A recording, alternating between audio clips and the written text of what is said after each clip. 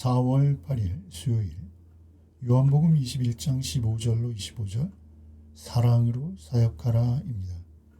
오늘 말씀은 무너진 한 사람의 이야기입니다. 베드로입니다. 예수님을 사랑한다 말했던 사람입니다.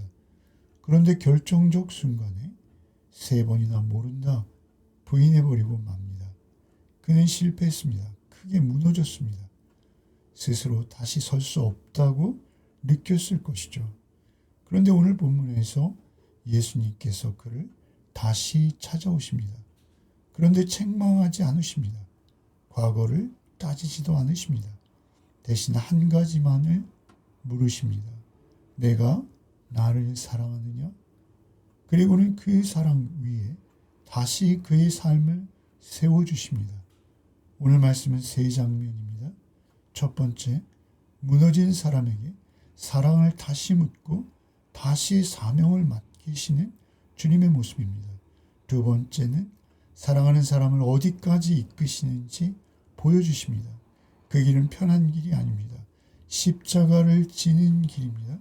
오직 그 사랑에 매여 있는 자들만이 감당할 수 있는 길입니다. 세 번째는 다른 사람과 비교하지 말라. 오직 나만 따르라 하십니다. 이 말씀은 베드로의 이야기지만 사실 우리 이야기입니다. 넘어진 우리를 주님은 언제나 다시 찾아오셔서 부르십니다. 주님께서는 언제나 우리에게 한 가지를 묻고 계십니다. 내가 너를 사랑했듯이 너는 나를 사랑하느냐? 그 사랑만을 확인하는 것이 우리의 하루하루입니다. 15절로 17절입니다. 그들이 조밥 먹은 후에 예수께서 시몬 베드로에게 이르시되 요한의 아들 시몬아 내가 이 사람들보다 나를 더 사랑하느냐 하시니 이르되 주님 그러하나이다. 내가 주님을 사랑하는 줄 주님께서 아시나이다. 이르시되 내 양을 먹이라 하시고 또 두 번째 이르시되 요한의 아들 시몬아 내가 나를 사랑하느냐 하시니 이르되 주님 그러하나이다. 내가 주님을 사랑하는 줄 주님께서 아시나이다.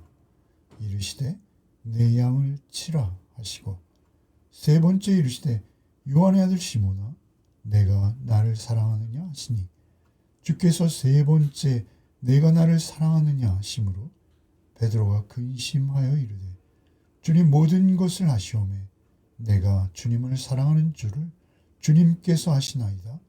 예수께서 이르시되 내 양을 먹이라. 식사가 끝났습니다. 주님께서 베드로에게 조용히 물으십니다. 요한의 아들 시몬아 내가 나를 사랑하느냐? 이 질문은 가볍지 않습니다. 이 질문은 베드로의 가슴을 찌릅니다. 왜냐하면 우리가 잘 알고 있듯 그는 이미 3번이나 주님을 부인한 적이 있기 때문입니다. 한낱 여종의 물음에 많은 사람들 앞에서 나는 그를 모른다. 3번씩이나 부인하고 말았습니다. 그런데 주님은 그의 실패를 들추지 않으십니다. 대신 사랑만을 물으십니다. 내가 나를 사랑하느냐? 주님은 우리의 실패를 붙잡지 않으십니다. 주님은 지금 우리의 마음을 보시기 원하십니다. 베드로가 말합니다. 주님 내가 주님을 사랑하는 줄 주님이 아십니다. 그때 주님 말씀하십니다. 내 어린 양을 먹이라. 이게 놀랍습니다. 넘어진 사람에게 다시 사명을 맡기십니다. 무너진 사람을 다시 일으키시고 또 부르십니다. 그리고 물으십니다. 2번, 3번 물으십니다. 왜 3번일까요? 그가 3번 실패했기 때문입니다. 주님께서는 상처난 자리까지 내려오십니다. 부인했던 그 자리까지 내려오셔서 그 자리를 다시 사랑으로 채우시고 세워주십니다. 그래서 베드로가 더욱 마음이 아픕니다. 더욱 주님 앞에 낮아집니다. 겸손해집니다. 주님이 모든 것을 아십니다. 맞습니다. 주님은 다 아십니다. 내가 무너진 것도 아십니다. 내가 약한 것도 아십니다.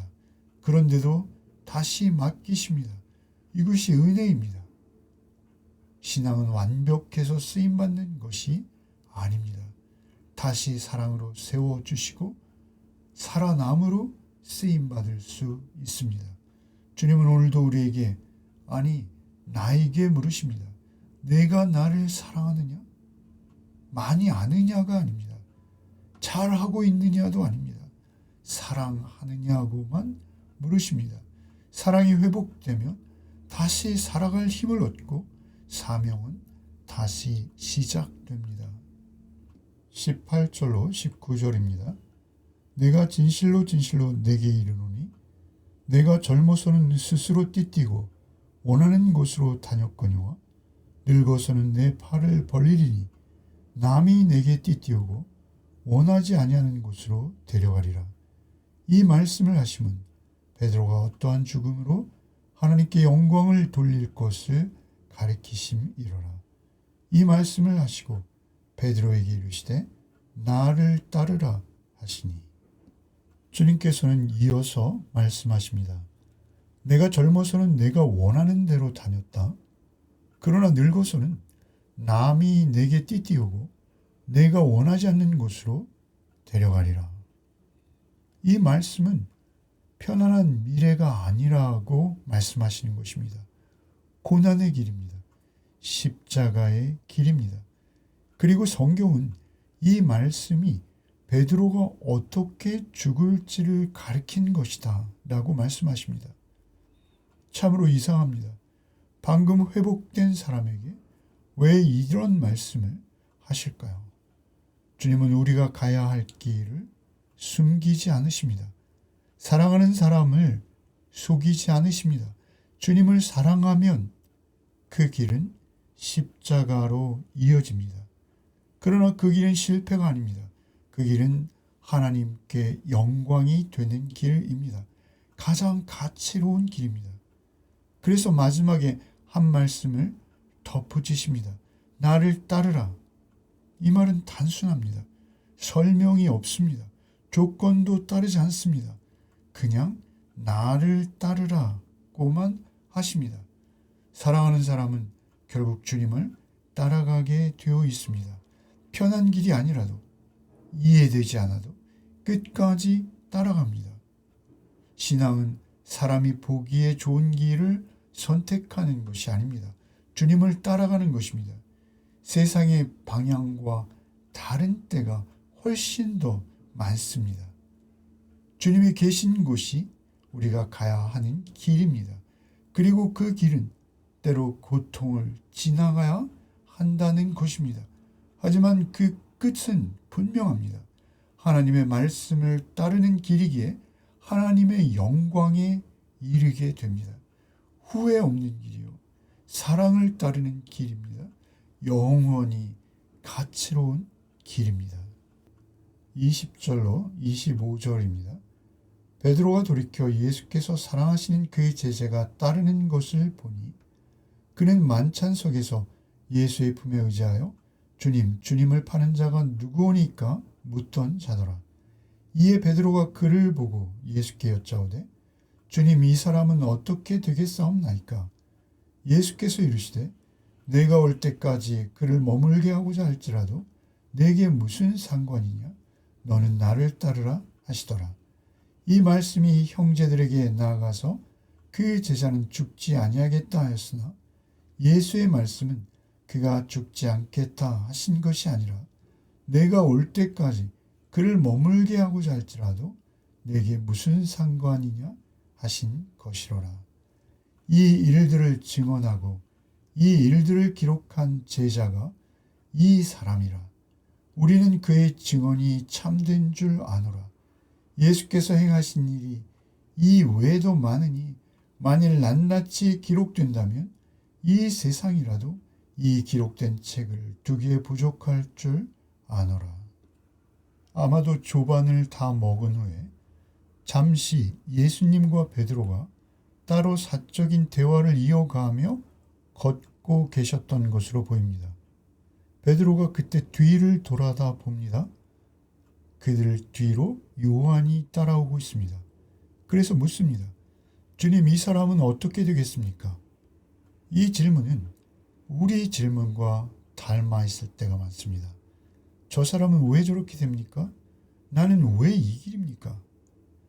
그때 주께서 단호하게 말씀하십니다. 내가 그를 머물게 하고자 할지라도 내게 무슨 상관이냐? 너는 나를 따르라. 이 말씀의 의미는 분명합니다. 비교하지 말라고 하십니다. 하나님께서는 각 사람을 각 사람대로 다르게 이끄십니다. 누군가는 오래 삽니다. 누군가는 짧게 삽니다. 누군가는 드러납니다. 누군가는 숨겨집니다. 그러나 중요한 것은 오직 하나입니다. 주님을 따르는가입니다. 너는 나를 따르라 하십니다. 다른 사람의 길이 아니라 내 길입니다. 주님과 나와 함께 가는 길입니다. 비교가 시작되면 마음이 흐려집니다. 원망이 생길 수도 있습니다. 불안이 생깁니다. 그러나 시선을 다시 주님께 두면 길은 다시 뚜렷해집니다. 사명은 각자의 몫입니다. 누가 누구를 대신할 수 없습니다. 소명과 사명은 각자에게 허락된 하나님께서 주신 은혜입니다. 주님 앞에 쓰임 받는 것 자체가 우리 기쁨이요 영광입니다. 마지막으로 요한은 말합니다. 예수께서 하신 일이 너무 많아 다 기록할 수 없다. 이 말씀은 요한복음이 예수님의 모든 일을 다 기록한 것이 아니라는 것입니다. 그러나 분명한 것은 읽는 자들로 하여금 믿고 영생에 이르기에 부족함이 없는 하나님의 말씀이라고 하신 것입니다. 우리에게 더 많은 증거가 필요한 것이 아닙니다. 이미 주신 증거들만으로도 믿음을 얻고 구원받기에 모자람이 없습니다. 오늘 말씀에서 예수님께서는 넘어진 베드로를 버리지 않으셨습니다. 사랑을 다시 묻고 사명을 다시 맡기시고 그 길을 끝까지 보여주셨습니다. 그리고 한마디만 하십니다. 나를 따르라. 여러분, 우리의 경우도 지금 상태가 어떻든지 괜찮습니다. 넘어져도 괜찮습니다. 부끄러워도 괜찮습니다. 중요한 것은 오직 하나입니다. 지금 내가 주님을 사랑하는가?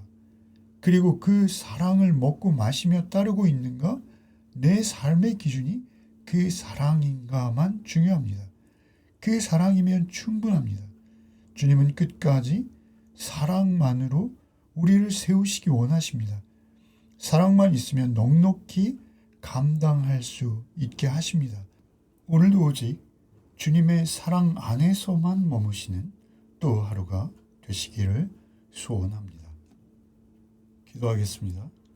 주님, 넘어질 때마다 우리를 다시 찾아와 주시고 우리를 붙들어 주시는 주님을 알게 하심에 감사를 드립니다.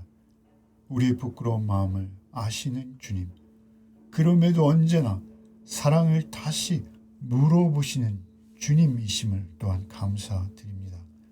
주님을 사랑하는 마음이 언제나 변함없이 우리의 마음에 흐르게 하시고 그 사랑 흘려보내는 우리의 삶이 되게 하여 주시옵소서. 우리의 인생이 다할 때까지 그 사랑만 끝까지 따르는 우리 모두가 되게 하여 주시옵소서. 남과 비교하지 않게 하시고 오직 주님만을 바라보는 우리 인생 되게 하여 주시옵소서. 예수 그리스도의 이름 받들어 기도드리옵나이다. 아멘.